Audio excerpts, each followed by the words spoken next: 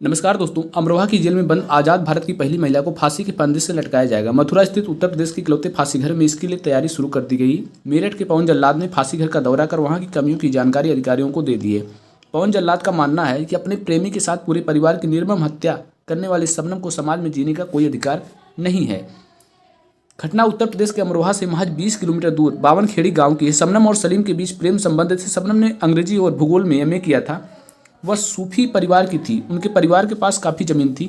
वहीं सलीम 5वीं फेल था और पेशे से एक मजदूर था, इसलिए दोनों के संबंधों को लेकर परिजन विरोध कर रहे थे।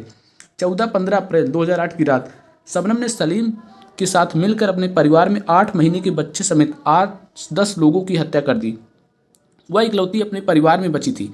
घटना के समय वह 7 महीने की गर्भवती थी। इस घटना को 10 साल बीत गए, लेकिन गांव के लोग उस घटना को आज तक नहीं भूल पाए। गांव का कोई भी व्यक्ति अपनी बेटी का नाम शबनम नहीं रखता है। शबनम के घर के सामने रहने वाले इंतजार अली ने बताया, शबनम के घर के कमरों में आज भी खून के दाग हैं। उस घटना के बाद से किसी के घर भी शबनम ने जन्म नहीं लिया। शबनम के चाचा सत्तार अली ने बताया कि उसके भाई के पास लगभग 30 बीघा जमीन थी। वह एक कॉलेज में टीचर थे। शबनम कॉलेज की बहुत अच्छी छात्रा थी। किसी को भी यकीन नहीं था कि वह इतना घिनौना काम करेगी। घटना के बाद शबनम ने कहा कि घर में घुसे लुटेरों ने पूरे परिवार को काट डाला। वह बाथरूम में थी, इसलिए बच गई। पुलिस को शबनम पर शक हुआ क्योंकि परिवार में सिर्फ वही एक सदस्य जिंदा बची। पुलिस ने उसकी कॉल डिटेल खंगाली तो पता चला कि 15 से 60 बार एक ही नंबर से बात हुई। हत्या के कुछ मिनट पहले उसने एक नंबर पर बात की थी। उसके बाद पुलिस ने शबनम को पकड़ा और बाद में सलीम को भी गिरफ्तार किया गया। शबनम ने कुछ दिन पहले ही 12 साल के बेटे को पत्र लिखा। इस पत्र में उसने लिखा, अच्छे से पढ़ना, बड़ों का कहना मानना, मुझे उम्मीद है कि हम जल्दी ही मिलेंगे, तब तक अपना ख्याल रखना। शबनम के बेटे को बुलंदशहर के रहने वाले पत्रकार उस्मान सैफी और उनकी पत्नी वंदना ने गोद लिया था। अमरोहा की बाल कल्याण समिति वहां जाकर उनके बच्चे का हालचाल लेती। उस्मान ने कहा कि एक बार उसने शबनम और सलीम की तस्वीर देखी तो पूछा कि माँ के साथ कौन है। उन्होंने उससे कहा कि वह उसके अंकल हैं। उन्होंने बताया कि वो बच्चे के कुछ नहीं है बताते हैं, लेकिन पता नहीं तब तक सच छिप पाए।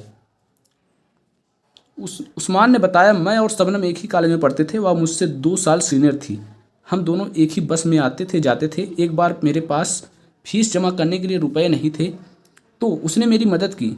जब मुझे घटना का पता चला तो बहुत बुरा लगा। बाद में उनके बच्चे को देखभाल के लिए किसी को सौंपा जाना, इसलिए मैंने उनके बेटे को गोद ले लिया। तो ये थी पूरी कहानी शबनम के चक्कर में जो भी कहानी थी। लड़ने वाले वकील अरशद अंसारी ने बताया, मैंने जिला अदालत में उसका केस लड़ा। यहाँ 2010 में सज़ा हो गई तो हाई कोर्ट में अपील दायर की। मैंने हाई कोर्ट में भी पैरवी की थी, लेकिन उसकी सज़ा बरकरार रही। अंतिम विकल्प था कि मौत की सज़ा को आजीवन कारावास में बदल दिया जाए, लेकिन राष्ट्रपति ने उसकी दया याचिका स्वीकार नहीं की। शबनम से पहले भी कई महिलाओं को फांसी की सज़ा हुई है, लेकिन उसे आजीवन कारावास में बदल दिया गया। लेकिन शबनम की याचिका खारिज हो गई। अब फांसी ही अंतिम विकल्प है।